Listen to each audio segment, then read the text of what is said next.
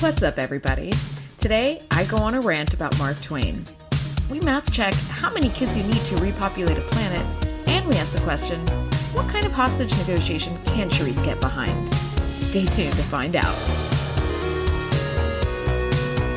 Welcome to the TNG Podcast, the number one place in the Alpha Quadrant to geek out about all things Star Trek: The Next Generation. I'm your co-host, Shereese.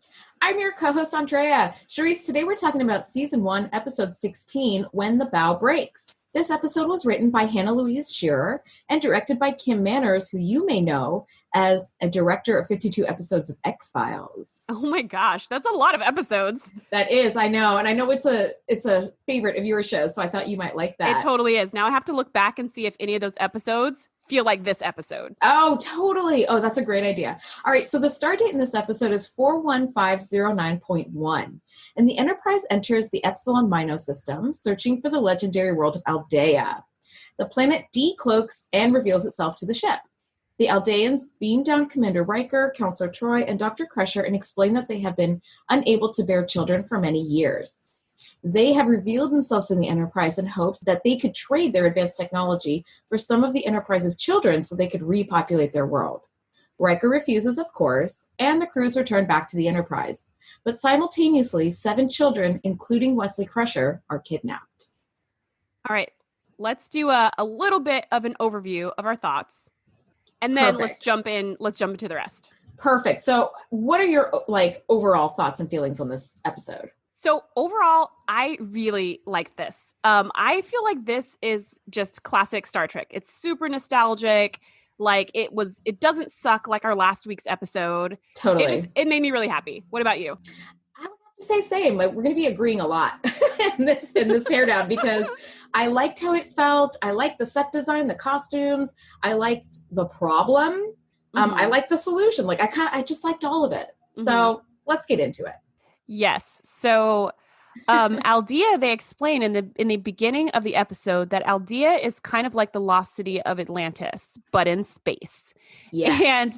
And what I thought was really interesting. So first of all, like, that's cool because the Lost City of Atlantis is a cool story regardless of where it is. But then to make it in space, that's like such a fun twist on an old classic.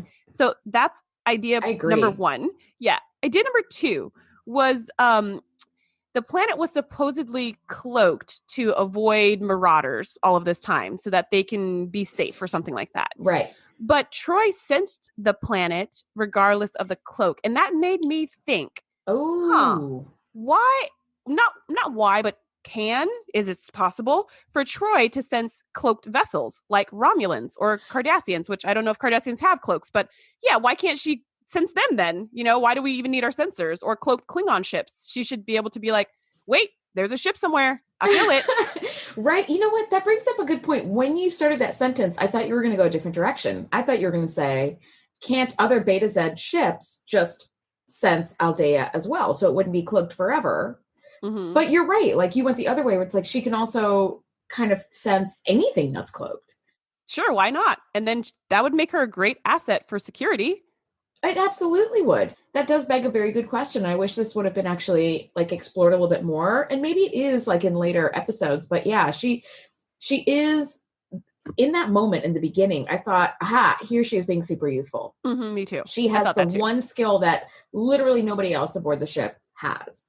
Yes, this wasn't one of those times where like the Borg's invading and everyone's freaking out and she goes, Captain, people feel anxious. This wasn't one of those moments. This was like a moment where she pulled out her superpower. No one else could have felt what she felt. And I just thought, man, that's kind of neat. And like, if she could have used her power in the future for like when the bad guys show up, that'd be super cool. Unfortunately, I'm pretty sure we all forgot that this was ever a thing. Just like her hypnotherapy and her expertise in linguistics. Like a lot of her knowledge just gets lost in the shuffle. She has a lot of like throwaway skills that the writers seem to forget immediately. Yeah, they have like writer amnesia. I think what you really need is a really, really kick-ass script supervisor who's going to remember like all these little things for continuity. So that in season 6 episode, whatever, she's pulling out the same skills she had. She's hypnotherapizing everybody, right? Like, yes. Anyway. All right. So we have a cold open in this episode, which we don't really have, it's not super common in Star Trek, where it's not like a shot of the ship going through space. It's just Riker, coming out of the turbo lift. And when I watched this episode, the episode started on that, and I started trying to buffer my computer, like the Netflix, backwards, because I figured I must have just started sort of somewhere in the middle. And I was like, oh, that really was the opening. This is the first like cold open we have, which is kind of cool. So this little boy runs into Commander Riker. And did you notice he's running away from calculus class? He's like 8 years old. Yes, like, but this is the 24th century. So 8-year-olds take calculus apparently in the 24th century. I guess, which I believe, because if you have seen Education, stuff comes down sooner and sooner and sooner. So I could totally see that happening. Really? See, I thought there's got to be a limit to that, because you and I have both worked as tutors. That's the company that we were working at, is where we first met. And I had 8th graders who were coming to me for like physics and chemistry help. And I was like, gosh, I didn't start learning that I didn't do physics until college, but like chemistry was in 10th grade for me. And granted, these schools had kind of like a capsule review sort of program, but still I thought, wow, that they're really starting like a lot younger than I would think, like in chemistry and things like that. But I feel like there's got to be like a limit, like a lower limit that we're kind of hitting the bottom of. We're like 8 years old and you've already done like arithmetic and algebra 1, algebra 2, geometry, trigonometry. Like, when would you have done that? Like, when? I can't call it. Maybe what we really need is like that Matrix style plug you just stick into your brain and learn stuff. That would make more sense to me. But yeah, so this kid's running away from calculus class, poor kid. And the dad's just like, you're going to learn calculus whether you like it or not. If I had a nickel for every time someone said that to me, I would have 0 nickels, because it's just not what parents say. Like, that's just not what parents say. I don't know. Have you ever met my mom? Even if I was like homesick and like legitimately like staying at home from school sick, she would make me get dressed and drive me in for math period and then pick me up at the end of math period and take me back home. Oh my gosh. How fucked up is that? Worst mom ever during coronavirus. Keep your sick kid home, man. Please do. That's really funny. All right. So we come onto the bridge and we have this like beautiful unveiling of this idea, this like Atlantis type planet, right? And it decloaks in front of them. And they're like, oh, Aldea, and then dun, dun, dun, and then it goes to like the credits start to roll, the opening credits. I don't know if you noticed this, but there's a continuity error. There's a couple that I caught in this episode.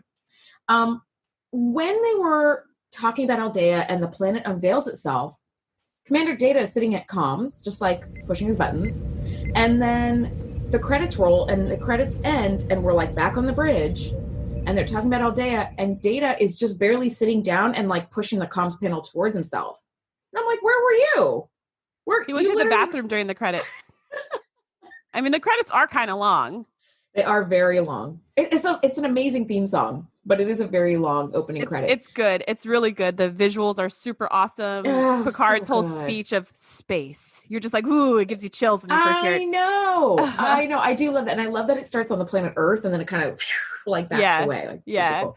But yeah, Data was sitting down and then all of a sudden he wasn't sitting down. And then he was just helping himself to sit down right away. And I was like, okay, that was not there.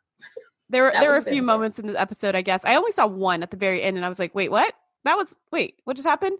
But I believe that let's point them out as we find them. That's gonna be fun. So here's my thing with Aldea. Yes. So in the beginning, they're giving us this whole history where Yar's like, what the heck's Aldea? And Riker's like, well, it's like the lost city of Atlantis and yada, yada, yada. And, no one's ever seen it. And I'm so excited that maybe we might be able to see it while we're here. And then poof, it appears. And I was like, perfect timing. Yeah, I was like, this mysterious planet that people have only theorized exists, but it probably doesn't really exist. But wouldn't it be fun if it did exist? Shows up within the first 3 minutes of the episode. It was kind of like, for me, it was like, where's Waldo, with only Waldo on the page. See, but you know what? I had a similar thought, but then I remembered that in the open, they had talked about how they had kind of followed this trail of breadcrumbs and the breadcrumbs ended right there. Right. So remember, they had been waiting for the Enterprise to show up.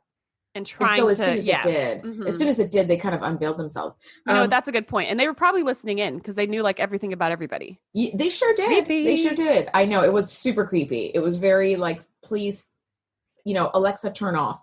I don't want you listening to me. So the leaders of Aldea beam themselves onto the bridge, which I thought, this is like Ferengi again, where they're like just beamed onto the bridge. However, they haven't had any contact for a millennia with any other ships, so they probably wouldn't know. And they beamed themselves, so they were kind of like, "What? What?" And they were like, "Yeah, I mean, we said we were coming. You didn't know that meant right now." Yeah, we're coming. We're here. So okay, the two leaders are Rochella and Radu. Jerry Hardin, who plays Radu, he comes back in TNG and he plays Mark Twain in that 2-part episode Times Arrow. Yeah. And that Mark Twain is so annoying. Oh my God. I just want to smack the shit out of him. He's so annoying. Just shut up. Get out of everybody's business. Why are you hiding in the closet, Mark Twain? God damn it. He makes me so mad. That's my rant. We'll come back to that in season 5 for Times Arrow. But, okay. He also, though, here's an X-Files crossover. He also plays Deep Throat. Oh my gosh. He's totally an X-Files. That's where I know him from. Deep dive. Did you do a deep dive on the woman, like Rochella? Because she looks so familiar. You know what? I did. I didn't get a ton. She's been in just like a lot of things. Okay. She's been in a ton of stuff. She's still a current working actress now. She's in her 60s and is just absolutely gorgeous. Mm-hmm. She's an actress and like a yoga instructor or like a big yoga practitioner or something. Mm-hmm. And I went, oh, that makes sense because she just has like aged beautifully. Mm-hmm. But yeah, so there's that crossover, and that's where I did that deep dive on Kim Manners, who's the director of this episode, and he directed like 52 episodes of X-Files. And I was like, oh, okay, so you might be getting some crossover. And he was recommended as a director for X-Files by Rob Bowman, who was like another big director of TNG. So it's like a very small community. They're all sort of crossing over. Anyway, so interesting. We're learning so much about Hollywood. We never knew. So much. Oh my God, I had no idea. So we get this like sudden beam of light, which was like a very cool special effect. Mm-hmm. I don't know about you, but as soon as I saw that and I saw like everybody on the bridge freaking out, I started freaking out. I think it like did a good job of drawing you in. But do you mean the spotlight search? Yes. Mm-hmm. And it like found all the children. And so now we have this away team down on the planet and they're saying like, we can't have kids. So here's what we're going to do. Here's what we're going to do for you. Give us some kids and we'll give you our technology that might take you like millennia to naturally get to yourself. And Riker, of course, is like, that's going to be a no for me, dog. And the 7 kids are just beamed down to Aldea immediately, including Wesley.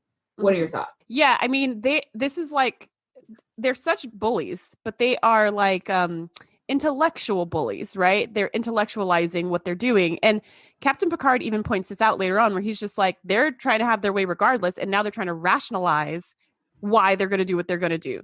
They're saying, they're calling it negotiation, but they already have what they want. They just want us to go away. So I thought, yeah, that's so true. Like they're pretending to be, like civil about it. Like, oh, let's just be adults and let's just have a conversation and whatever. And here's your compensation for your children. Like, we're not unreasonable. We'll give you compensation. Exactly. But but they already have what they want. So it's kind of like, I mean, it's like stealing something from the store and then being like, well, I guess I could pay you, right? But you already stole it. So, and you have no intention of giving it back, regardless if you pay me or not. So, just my thoughts were like, wow, I get that they're in a very difficult situation. But like, it feels like they are having no consideration for the fact that these are these people's children. They're just like, and when Rochella gets so connected to Alexandra, she's so attached to this little baby. And then when he's like, no, you have to like give her to her unit. And she's just like, I'll never let her go. She's mine. It's like, well, how do you think her actual parents feel about her then? Like now you should have some sympathy. That's a really good point. Cause I wrote in my notes, like already, we're starting to see like, fractures start to appear in Aldean society because, Rochella doesn't want to give this kid up. So that's a really good point because then it begs the question and you don't want to give this child up and you literally just met her 5 minutes ago. Mm-hmm. How do you think these parents are going to feel, like the real parents? Also, here's a question that is never addressed in this episode.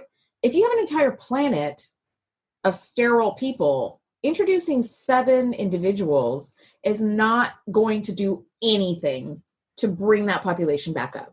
Like Correct. 7 kids, really? Also, you have to wait 30 years for them to be ready to procreate. Why not just kidnap a bunch of like adults and have them start procreating? And then you could have kids from there. Or even a bunch of young adults. Yeah. Even why not? I mean, the reason why they kidnapped children is because they wanted to raise the children in the Aldean ways. Oh. And they wanted to like imprint their beliefs and their values and things like that on kids, which is why they picked young kids. And they picked Wesley because he was the oldest and he's like really bright, and that he was going to be their leader to help them assimilate. So that was like their explanation for why they picked those kids and why they picked so few or whatever. But if it was just like a mathematical thing, if they just needed to repopulate the earth, it would make more sense to get a bunch of people Rochelle's age. Yeah. You know, and just get a whole bunch of 20, 30-year-olds. Yeah. Yeah. Just get, I mean, the Enterprise had like 1,000 something people on the crew. I'm sure they could get, you know, a couple hundred of people in their 20s, 30s who are of age to procreate. And then those kids can be raised in whatever traditions. But yeah, I mean, that's a good question. And yeah, 7 kids are not going to do anything. And also, they still didn't get down to the root of the problem. So I like how Beverly, and we can get into her little stealthy thing with Wesley, but I like how Beverly was just like, well, wait a minute, guys, your sterility, how do you know that it's not just going to affect the children and they're just going to be exactly the same as you? Like she said that in the beginning. And they were just like, no, that can't be. It's genetic. It's genetic. It's not contagious. These kids are going to be fine. And you're like, well, then these kids can't mix with your kids because your kids are all screwed up genetically. Yeah. So you're expecting these 7 to procreate with each other to make, I mean, they're not mice. They don't make litters of 14. Yeah. At best, you're looking at 7 kids. If they have 3 or 4, you're looking at like 28 new individuals, really. In your entire planet. What's that going to do? That are going to rule the entire planet in like 30 years. To make like a neighborhood feel crowded. Never mind a planet. Like that just doesn't make any sense at all. Yeah. Fun fact, Will Wheaton's younger brother and sister were 2 of the kids in this episode. No way. Was the little Harry, was that his brother? I think Harry was his brother. So Jeremy and Amy Wheaton had 2 uncredited roles. So I don't know if that means they didn't have speaking roles or they were just background, but there was only one boy. And it was the little sculptor. And I think that might have been what Will Wheaton's younger brother. And I don't know which... also the kids in the classroom that didn't speak. Yeah, exactly. So it could have been. I'm not sure. But I thought that's pretty cool. It's kind of like bring your siblings to work day and they get to be on a TV show, which is super cool. That's super cool. That reminds me of Macaulay Culkin when he was back on 50 million movies back in the 90s. Oh, yeah. His siblings were always co-stars with him. Or right. Almost always co-stars with him in his movies, which is like just really cool. You're right. Okay, so these kids are now like on Aldea and they're actually being treated very kindly, which is something you would expect because these people are just like missing raising children. So of course they're like thrilled to have them. I take issue. That little youngest kid who took Alexandra? Who took to Rochelle right away. I was like, Judas, don't go hugging her and snuggling with her. What are you doing? Bad idea. Well, because she's so little. She's so teeny. She's so little. And she's just so cute. Oh my gosh. Every scene with her, I'm just like, look at her little face and her little red hair. She was so cute. God. I had the opposite reaction. Oh, you didn't. I was like, that kid is so creepy. Like just the way she was speaking. Well, here's the thing. She was a cute kid, but her dialogue was so creepy. I was like, were the writers of this episode Aldean who'd also never seen a child before? Because how do they not know how she speaks? She's so robotic and weird. I was like, what the fuck is going on with this kid's I mean, have you ever seen a play that kindergartners put on? It's not awesome. I mean, it's just not awesome. The point is not for them to be great acting talent. It's usually just for them to be really cute. It's not Peabody Award-winning dialogue or whatever. Not so much. No. It is a little robotic. And I mean, for them to memorize any lines is super impressive. That's true. But I will say, even after she's all snuggling up with Rochella, there is that moment when all the kids are like, all saying to their units, I'm sad. I want to go home. Yeah, I want my mom. And she's just like, I want my mom. I want my mom. I want my mom, which is actually also accurate. Like she's That's just totally to be like, accurate. Yay, let's play. And then to also be like, I want my mommy. Like, I don't want to be here. I don't want to be here. I want my mom, just to be really like obnoxious about it, which she wasn't. She could have been way more obnoxious to be more realistic. Yeah, she was actually just like sad. I think this episode was cool for a couple of reasons. Like, this was the first time that, so families have been mentioned a bunch on the Enterprise since the beginning of the series, but this is the first time where like families actually take center stage, which I thought that was kind of cool. But there's also a slew of issues going on Aldea. Like Wesley's introduced to the custodian, like their mainframe computer, but like nobody knows how to work it or fix it.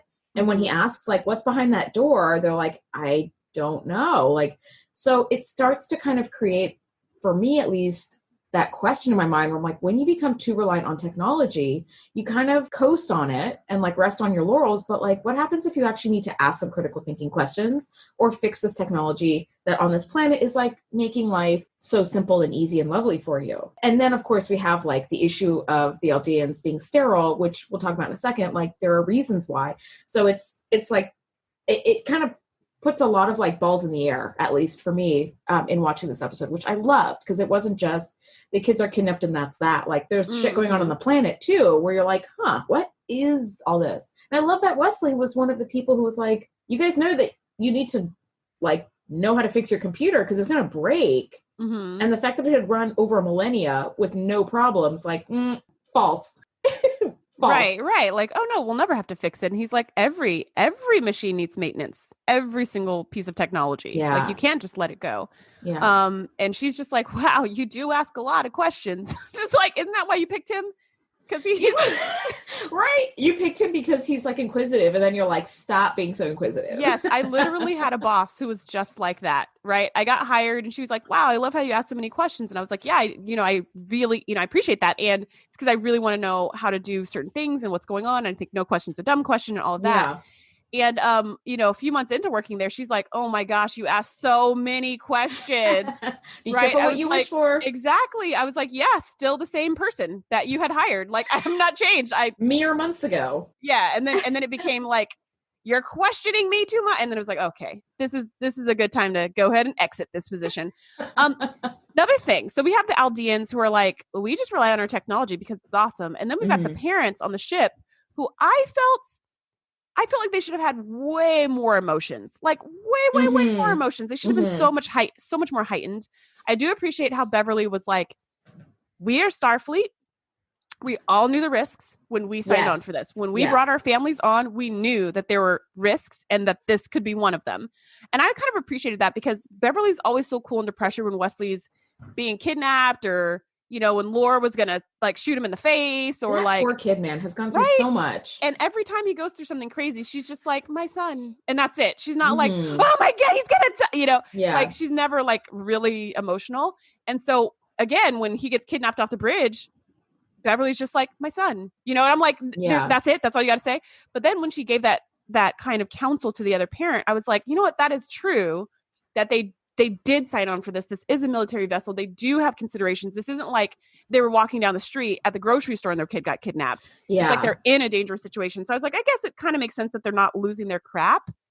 But I wanted to see more emotions. I want to see more sadness, outrage, anger. Like real human feelings. Do something. Yeah. Real human or helplessness. Yeah. Real human. I want to see a gamut that I feel like I didn't see. Yeah. All right. So Picard is saying like, don't worry, we're not leaving without these Trying our best. Yeah. Little do they know the Aldeans have this repulsor beam that can send them 3 effing days away at warp 9.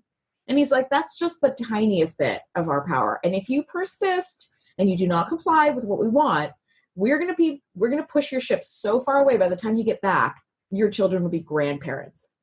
And I went, oh my God, like, what do you do? That for me felt like the dark soul of the night. Like every movie that has, or TV show or whatever, like every story that has this like huge problem has what's called the dark soul of the night, where it's like you don't see... dark night of the soul.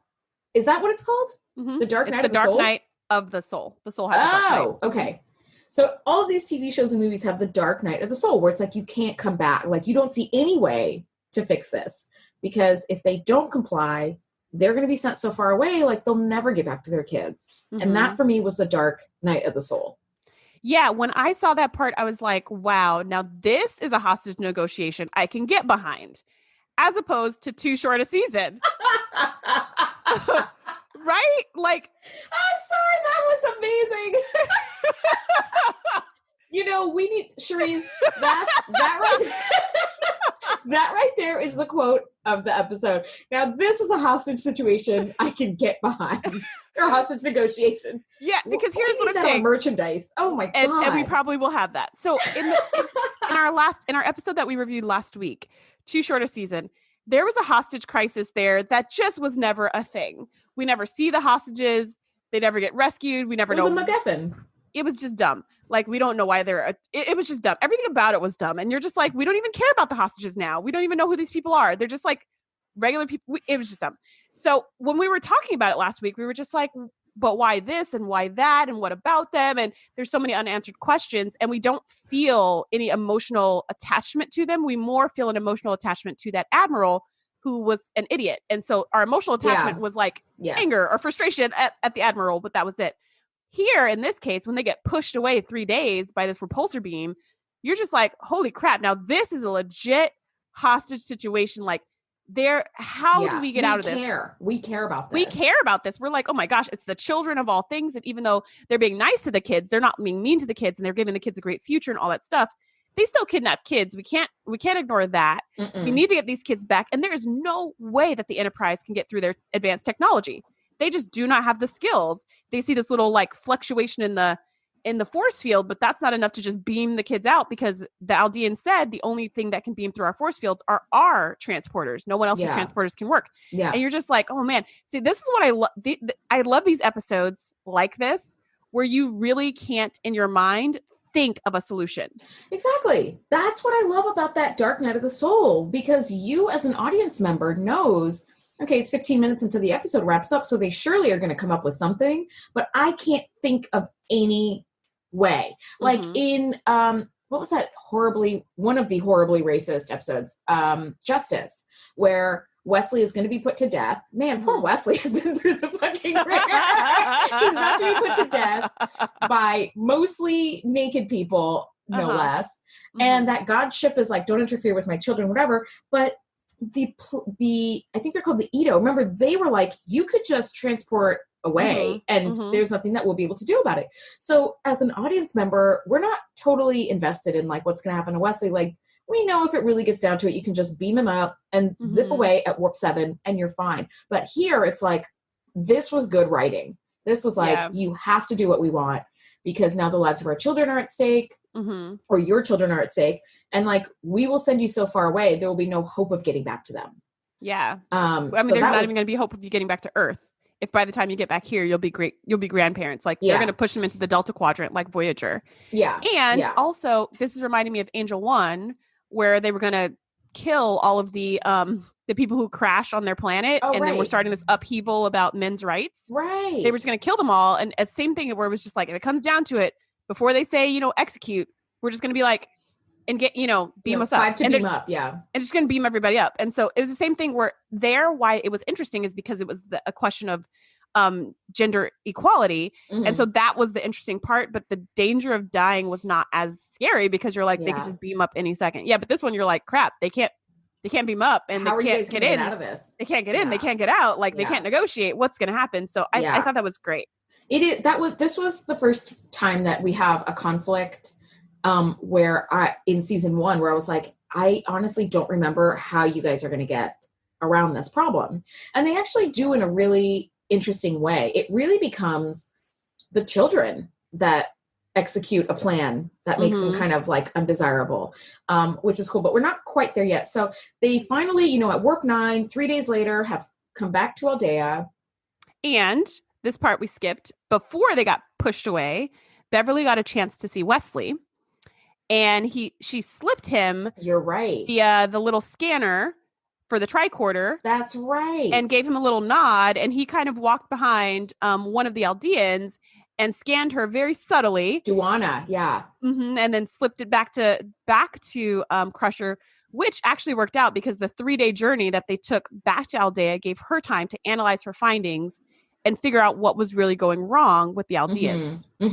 That is true. I did think that the handoff was like hysterically bad, but I went, okay, you have to make it like obvious enough for the audience to know what's going on. But yeah, that was actually a really smart plan, because she did have some suspicions about why they were infertile, especially because don't know anything about the Aldeans other than like what you hear from like myth, right? So Mm-hmm. that was actually great because as they're warping back, she has the results. Everybody on the planet is dying and they're suffering from chromosomal degradation. And infertility is one of the symptoms of that. And then it comes out a little bit later and Beverly discovers like they have a hole in their ozone layer, which is allowing the planet to be bombarded by radiation. And so they're all dying from like radiation poisoning, just very slow acting radiation poisoning. And it's like a double whammy because it's their ozone layer is super thin and their cloaking shield just traps in all those greenhouse gases. So it's like it doubly hits them that they don't have that protective layer in their atmosphere and they've got this shell keeping all of that sun radiation inside. Yeah, absolutely. For millennia. I really like that they address this as an ozone hole problem, which is something that we have on our planet, but they didn't hit us over the head with it, which I really like. I like that it was subtle enough to be like, oh man, yeah, that's something that's happening here on Earth too. Like, you know, the bigger the hole in the ozone layer, the worse our sunburns get, even when you're out just for a couple of hours. It's like there's a slew of issues that come into play with that. But I like that they mention like it was a problem on Earth in the 21st century. And this is something that we're seeing here as well. So that was kind of cool. I think if I remember right, and granted, I was a little kid at the time, but I think at the time when this episode aired, the hole in the ozone layer was starting to be a big thing. It was on the news every single night. Like, oh my gosh, there's this hole in the ozone. In 20 years, we're all going to be dead and all this stuff. So I think probably the reason why it was subtle in the episode is because we were being hit over the head with it every single day on the news. So they were just like newsjacking, right? They were just picking up a story that was on the news and turning it into a story in the show. But us looking back at it like 30 years later, now we're like, oh, it's such a subtle hint to how we should take care of the environment. But I think at the time it needed to be subtle because that was all you need to say was the word ozone and everybody was triggered. Like, oh my gosh, this is what's going to happen to us, right? We're all going to be sterile if we keep doing what we're doing. It's aged very well then because it was subtle enough, but I think you're right. Yeah. If we had seen this episode in 1988, we would have been like, oh my God. Right. Yeah. I don't think it would have been subtle in 1980, but I think now, it doesn't feel like it's hitting us over the head. It does feel like it's hitting us over the head about technology, at least for me, because they made some big statements of like, now we see the dangers of technology, blah, blah, blah. I'm like, who talks like that? Nobody talks like that. And I think Picard gave a speech too at some point. Of course he did. Of course he did. Okay, so back on the planet though, Harry is learning how to sculpt and he sculpted a dolphin. Now, is it just me or did everyone have one of those wooden dolphin sculptures in their home growing up in the 80s? We did not have one of those wooden dolphin sculptures in our home. I feel like I had multiple, like my parents had multiple and then like all the neighborhood kids had them and like my cousin had them. Like I was seeing those damn dolphins everywhere. I was like, oh my God, it's the 80s wooden dolphin sculpture. I've never seen that before. Oh my God, really? So maybe that's why they did it. Maybe that's why they did that exact thing to be like, hey guys, you got the same one that we've got here on Star Trek. Right. I saw that dolphin. I was like, God damn it. They just got that at like Target or whatever because everybody seemed to have. I thought for sure when I jotted that down, I was like, Shereese is going to be like, oh yeah, I had one of those too. That's no, I'd never seen it before. I thought it was so cool. I love that sculpting technology. That was amazing. Wasn't that cool? Oh, I wish we had something like that right now. I would totally use it. Like a laser pen? It's like a laser pen. It kind of looks like a Dremel where, you can like carve into things, but it's like you just point it and it carves everything at once. That was amazing. So and then cool. The little musical instrument that you just play with your thoughts and feelings. Yes, that was like, super cool. Because that's how musicians who are truly successful and like people just love and have cult followings.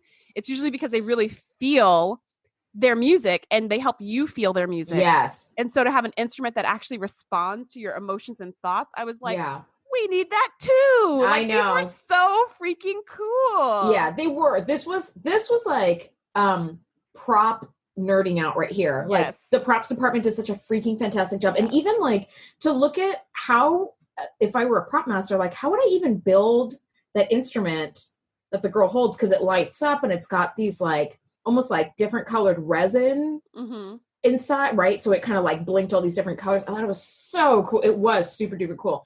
I did think that there was a really good moment in that musical lesson where the man goes, now play something happy. And she goes, I don't feel happy. And the line was like a little bit robotic, but really it's like, yeah, what did you guys think was going to happen? Like, you took these children away from their families, and you can kidnap a child and take them to Disneyland. But at some point, the Disneyland wonder is going to wear off, and they're going to be like, I just want to like go home to my mom and dad.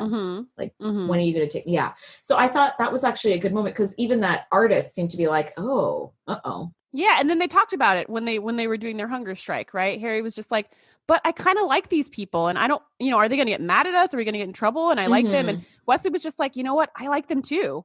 I do like these people, but we have to go home. Like, we don't want to be here. Do you want to stay here forever, Harry? And he's like, no. It's like, okay, we like them. They're nice people, but we don't want to be here forever. So we gotta do something to make them let us go. Well, as usual, Wesley to the rescue. The Crusher's to the rescue, because Dr. Crusher is doing her bit on the ship as they're warping back, and Wesley is deciding to do a passive protest, which I thought was really cool, because I love how they explained it to the kids too. I'm like, that's really it's cool. our way of saying we're not going to play by your rules anymore, or whatever it is that he said. But I was like, that was a really good way of explaining. I thought that was really well done. Yeah, that felt super subtle. There was no villainizing there. It was just like, hey, this is what we're doing, guys. And like, even a little kid can understand it. That we need to have on some merch right there. Crushers to the rescue, or Wesley to the rescue, because seriously. Oh my gosh, season 1 is just. And who put Wesley in charge again? Yeah. We need like an 80s spinoff of just the Crushers. Right. And they're doing like the intro where like they have their back turned to the camera and then they turn and give a thumbs up or something. Or she's got a tricorder and she's scanning the camera. I don't know. But yeah, they are just killing it. They're just killing it. So they have this passive protest. And I thought it was funny that the head guy, I forgot his name, Radu, he basically called down Beverly and Picard, and he's like, okay, let's continue / finish our negotiation. Meanwhile, they kind of hatched this plan. They found, through these fluctuations in the shield, you might be able to beam a couple of people down and they can kind of hijack the computer. Like, here's what we're hoping is going to happen. So they do. Data and Riker beam down at the same moment that the Eldians beam down Picard and Dr. Crusher. And I thought it was funny that Radu was like, hey, the kids are acting in a really weird way. Can you talk to them? And then he just let Picard go see them unattended. Well, and he also says, I mean, I'm not very good with children. And I was just like, you think? That's why y'all don't need to have kids. Like, what are you doing? But yeah. Yeah, what did you think was going to happen when you got a bunch of kids?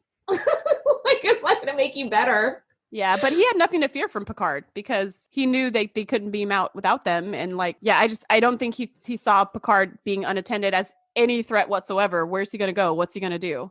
And when he came back with the kids and he was like, what are you doing? And he was like, we're leaving. The first thing he did was push the little button, to be like, nah, nope, we're just going to beam you out. And, I just think he felt like there was just zero threat.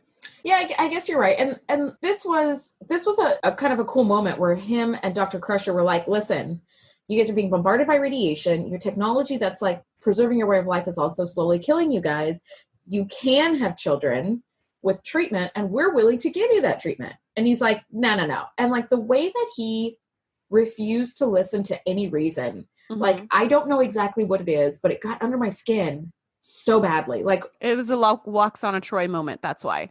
Do you think so? Just the not listening? That dismissiveness where it was just like, no. I've already decided what I'm going to do. And we're just going to do that. Goodbye. And you're like, just listen. Yeah. To me, I think I'm extra sensitive now because of the current political climate we're living in, but not listening to facts or reason, just, my blood starts boiling. I really get so frustrated. And something that could help you. And so I like how Rochelle was just like, wait, let's actually listen. I want to listen. We don't have to agree with anything. Let's just hear them out, because, and she was the one who finally got on the train that Beverly Crusher had said in the beginning of wait, are we just dooming these kids to our same exact fate? We're going to get these kids and, repopulate our whole world with, 28 new humans potentially. And then all those 28 humans will be sterile. So are we just doomed to repeat that? Yeah, we're just prolonging the inevitable at this point. Thank God for her, because she really kind of knocked some sense into him and he let them all go back. Well, and they took down the transporter things and the shields and whatever. So he couldn't just beam them off. So they kind of had to listen, but she wanted to listen anyways. But now when they had no choice and the kids were all back on the Enterprise, it was like, okay. And, and when they beamed the kids away, he was just like, you've doomed us. You've doomed us all. And Picard was like, no, we're going to help you. Do you want to, let us help you. We will help you. And then it was kind of like, all right, we have no bargaining chips now. All that other stuff is out of the way. Now let's focus on solving the actual issue in a sustainable way. In a sustainable way, I think is important. And I mean, all of this really sort of hinged on the fact that Data and Riker were able to like lock out the computer or the custodian or whatever they want to call it, so that they couldn't just beam them away. They couldn't just send a repulsor beam to send them like 50 years away or whatever. Like they couldn't do any of that. So now that you're on an even playing field, you're now forced to play the game. Yeah, now you have to negotiate for real. But we're not going to negotiate because we took our kids back. Let's just help you to get healthy. And be on our way. There's another solution to this problem. You guys only found one, but there's actually other solutions. Yeah, there are like real sustainable solutions. So they get the kids back on. In sort of the epilogue, it shows that they've patched up the ozone hole and the Aldeans are responding favorably to the treatment that Dr. Crusher has like designed, which yay. Here's a little like snippet. They said, once we basically had to like explain to them that like the shield that was protecting them, the cloaking device, was actually killing them, like they now don't have that anymore. So now they're going to be open to marauders and visitors and all this other stuff, and they can't really stop that, which is interesting. But also, I mean, where's the danger of marauders? I think this marauders danger thing was like the idea of why they first invented the cloak. I'm not so sure they need it anymore, right? Like we're not necessarily in the days of pirates. They still have their freaking repulsor beam. If any marauders come now, they just go pew and just shoot them away, right? And I think they need an infusion of new species and cultures as well in their tiny little society, just if for no other reason than for diversity of thought, right? So people can come in and ask questions and come up with different solutions. So I think they'll be fine. And I think from a sociological perspective, this is an exciting new time for Aldea, because now they are going to have an infusion of different cultures coming in. So this like culture that has been distilled down and is like super pure and untainted by like any outside influence, now they're going to have to learn to adapt with like Klingons coming to visit or Romulans or whoever, right? Like this is actually like a very interesting time, like for that culture, like what they're about to jump into, which I thought was kind of neat. Somehow they're not xenophobic, which is so crazy because all the other cultures that are like have their little bubble are very xenophobic. Even when we were talking about Angel One, even on that planet, they were just like, we don't need your help. We don't want your help. Like stay out of our planet, Yeah. So very interesting. Well, luckily they're more open-minded. Who knows? Yeah, I think that's what they're trying to say is they're more advanced technologically. So they're more socially aware or something like that is I think the idea that they're trying to connect, as far as I'm seeing so far in our season 1, they're trying to connect advancements in technology with advancements in society, which are not necessarily correlated. Like it's not a one-to-one correlation, but I think that's the message they're trying to give, because I think that's what we think. We think, oh, we're so technologically advanced, so we're so morally and emotionally and everything else advanced. But we were talking yesterday offline about how your dad was telling you, right, about how like people don't change. Do you remember that? Yes. Like human nature doesn't really change or hasn't really changed. Even when we have new technologies. Yeah.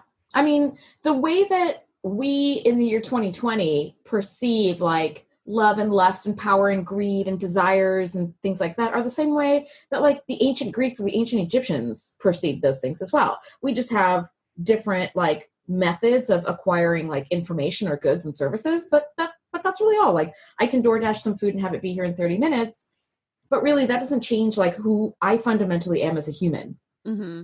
Yeah, that it's very much the same like across all time.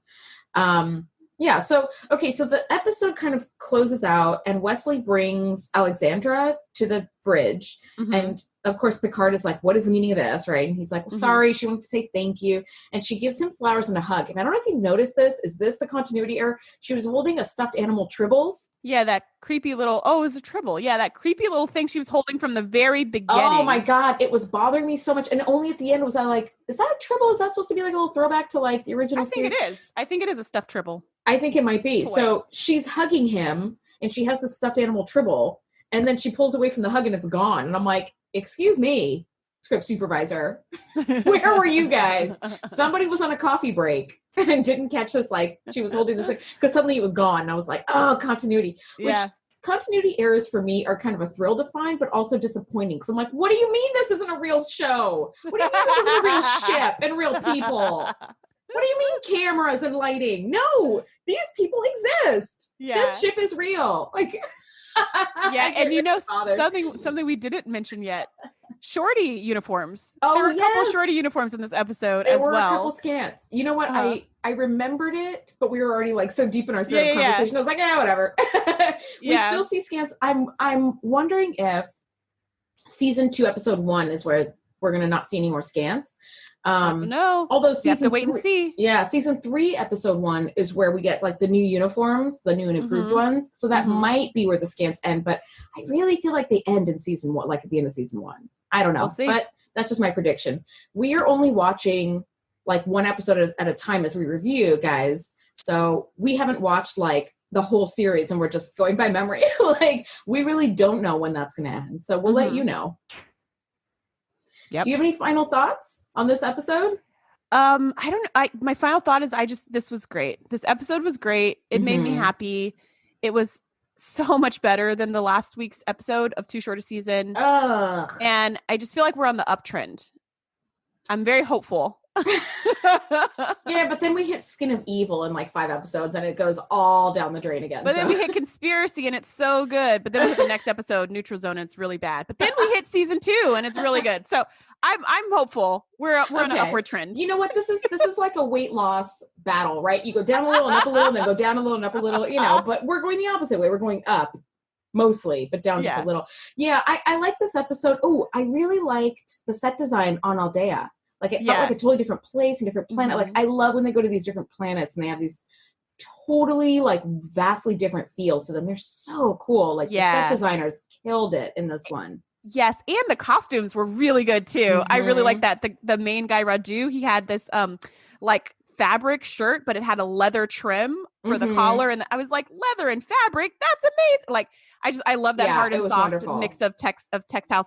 And also their transporter technology, they just like disappeared, which from a technical standpoint is a lot easier to do, to like pause the camera and you just walk away and then turn the camera back on. Yeah. It's a lot easier than the like swirly glitter water that they use for transporter effects. However, it felt so futuristic and cool because it wasn't swirly water. Yeah, I was like, ooh, that's even more advanced. You don't see the little glitter, so you don't see the slow transition of the body. It's just like poof, it's gone. Yeah. So it was a technically easier thing to do, but in their context, the way they made it, it looked so much more futuristic and fancy. So I love that. Yeah, they did a really wonderful job. This episode was so great. It was really great. I really enjoyed watching it, and I hope you guys enjoyed listening to our teardown of it, which at times meandered. Guys, thanks so much for listening. Next week, we're talking about Season 1, Episode 17, Home Soil. So we'll see you next week. Bye, guys. Thanks for geeking out with us. Be sure to join the crew at thetngpodcast.com to be the first to know when we do our live shows or host events exclusively for our members. We'll see you next time.